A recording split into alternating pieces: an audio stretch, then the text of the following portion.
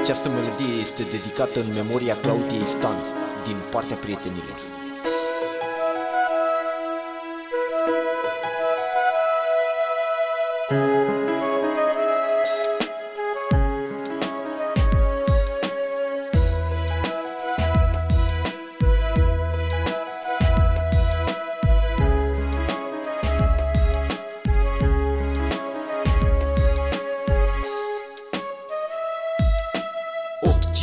S-a născut în 89, darul de la Dumnezeu ce ni s-a dat nouă.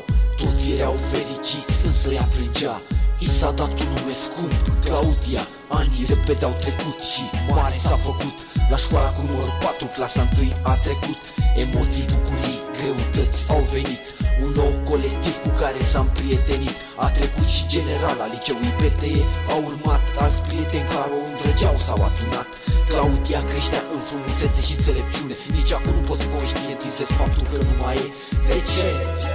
De ce ne-a părăsit persoana ce atât de mult am iubit? Și totul e injust cum un suflet inocent nu a mai fost în mașină după accident. Ești acolo sus, dar nu te vom uita. Vei rămâne printre noi prin amintirea ta. Și acum nu ne rămâne de făcut altceva decât să visăm la ziua în care ne vom revedea. Ești acolo sus, dar nu te vom uita. Vei rămâne printre noi prin amintirea ta. Și acum nu ne rămâne de făcut altceva decât să visăm la ziua în care ne vom revedea. 9 septembrie 2007, plecată la concert în roșiori de vede. Era așa de fericită în seara aceea. Totul a fost frumos, nu și întoarcerea. În drumul spre casă, glume și zâmbete.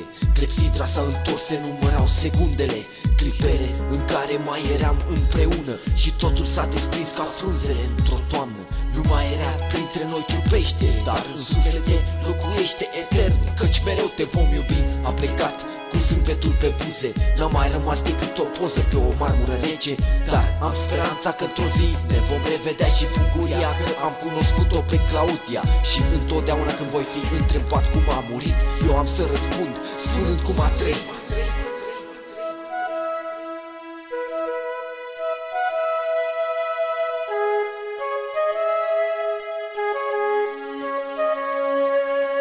Ești acolo sus, dar nu te vom uita. Vei rămâne printre noi prin amintirea ta. Și acum nu ne rămâne de făcut altceva decât să visăm la ziua în care ne vom revedea.